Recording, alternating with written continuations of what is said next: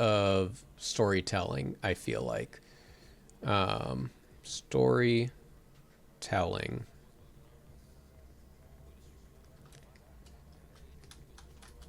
Oh, I should specify in illustration.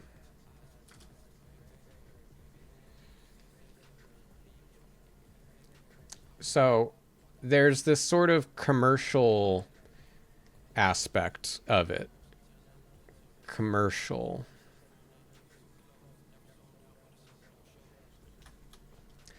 And then there's, I don't know, artsy, I guess. We'll say that. Sure.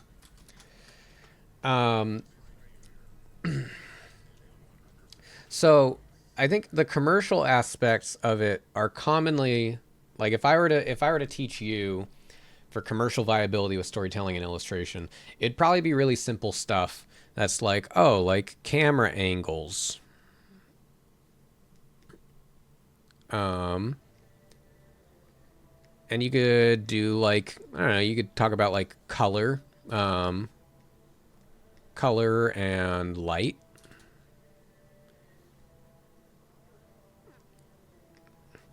Um in composition.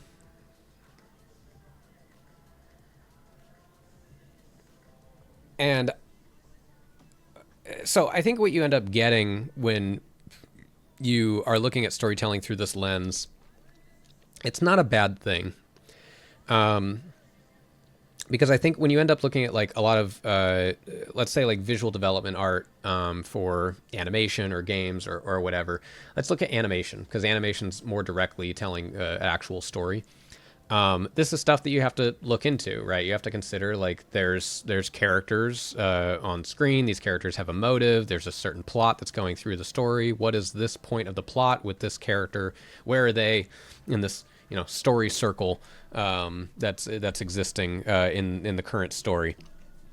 And so you are going to use some of these aspects, some of these tools to help tell that story. So you have someone who's really, really sad and they feel lonely. So maybe you do a pulled out camera angle that has them. Let's just do an example, right? So you have someone sad and lonely. So maybe you have someone and they are like off in the corner and it's kind of awkward and they're turned away from the center.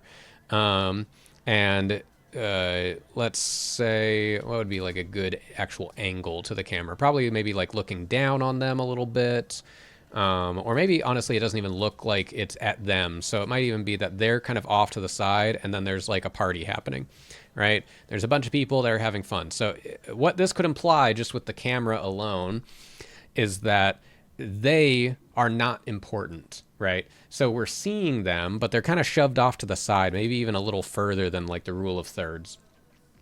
And so what you're trying to tell with this sort of a shot, and this is just initial pitch, right? There's probably better options, but this is just one sort of idea. What you could be telling with this is someone that is lonely or feeling like they're discarded by their friends actually is literally being kind of shoved off of camera, and to the point that they're not even on the rule of thirds. They're being pushed a little bit further to make it like uncomfortable, like they're trying to get them out of there, right? The camera's actually focused more on the people enjoying the party themselves. And so that could be telling the story purely just through camera and a mixture of sort of composition slash shape, this particular story beat. And then you use color and light. And so I don't know, maybe it's that it's bright yellows in this side and then some cool blues in this side, right? To have some sort of like contrast of mood. So that's like a pretty basic way of explaining that. Now, I think what ends up happening though is when you're talking about storytelling and illustration, all those same things sort of apply. They do apply. But I think when you start to get a little bit more into the abstract, is where you can start to explore more opportunities with storytelling outside of just these things. Because I think all these things still exist and are possibilities for this. But I think that like when you look at something through more of a general artistic lens, something like camera angles in particular is something that is very grounded in reality. It's looking at things through a very specific type of a lens. And I think in doing so, as much as it can be a good, useful tool, it, I think, actually limits the possibility of what you can do artistically in an illustration to help better tell a story. So if you're talking about splash art, for instance, that's completely commercial viable, right? So just don't even listen to this next part. You're good. Do these three things, study storytelling and animation, and like, yeah, you're probably fine. Beyond that, I'm talking more like possibilities with like artwork for something like Magic the Gathering. That is still a commercial project, but they give artists a little bit more creative freedom, and there's more opportunity to be a little bit more abstract with your storytelling.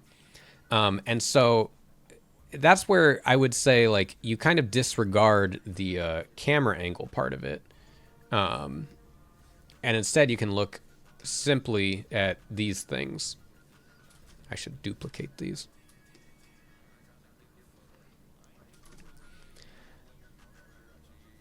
And it's, I think, and more so leaning heavier. It's almost like instead of thinking about the composition, or sorry, instead of thinking about the camera angle, just thinking about the shape and the composition in this way. Because that's sort of now the thing that is telling your story, right? It's not like, oh, we want to show someone imposing, so we're going to do like a downward camera angle, because that's grounded within reality. So instead, if you're going to show someone like imposing, how do you do that with just like shape, right? And how do you also, maybe it's not even a character. Maybe it's not a character that's existing in like real space. How do you make this force feel like it is like impeding on someone, right? And so maybe if you do something like that, and we have this sort of illustration, maybe you end up having this like really, really big force, this large shape, and then this little tiny one. So maybe it could be centralized in this way. Maybe you end up having some other sort of shapes that sort of curve in, but that feels like a little too, like it's too much of like a flow or something. So maybe you have more shapes that are harsh and diagonal. That kind of depends on the mood exactly, right? Like, do you want it to feel more fierce and abrupt of this thing that's coming in, or do you want to feel like it's sort of like a slow, because the minute you have curves, then suddenly it feels like there's like travel time for those shapes to sort of get in there. But you see, like what I'm trying to do is like talk through this out loud, because these are the type of things that I would be thinking about as I'm working on an image in this way. Okay, so this was an image I did for Magic, for the card Pillage the Bog. And like I said, Magic is still a commercial project. But it gives a little bit more creative freedom for the possibilities of like what you want to do and how you want to illustrate. And so for this set, for Outlaws of Thunder Junction, and for actually all future sets since then, I've personally started exploring, purposefully not trying to concern myself with the confines of like real space, right? Real perspective. And instead I've tried thinking a little bit more in an abstract sense of shape, and using shape to try and better tell a story. And so this particular story that I was trying to tell, actually I'm going to open this in Photoshop, because that'll be easier. So this particular image that I was working on, there's a couple things that I wanted to try and do based off of this brief. So the brief for this was like that this guy in the top, this was from their art Bible, so I did not get to decide whether I wanted to paint a cowboy or not. But it was that he was like coming out of a bog, and that maybe we saw like the top of his face like this or something, as he's coming out of a bog. My own expertise with Magic, I saw that this is it's a black/green card. It sounded like some sort of a card that might involve the graveyard. Spoilers, it doesn't. that's besides the point. But I took it as, oh, okay, so this is probably some sort of a card that's going to bring something back from the graveyard. So if that's the case, I should show that. There was no mention of this guy returning from anything. There's no mention of showing like a skeleton or anything like that. That's all me trying to get this in. And beyond that, what I wanted to try and show was I really liked the idea of someone being brought back to life and not having control over the fact that they got brought back. And so I really wanted to show that sort of juxtaposition between the like serenity of like the sweet relief of death versus like torturous life.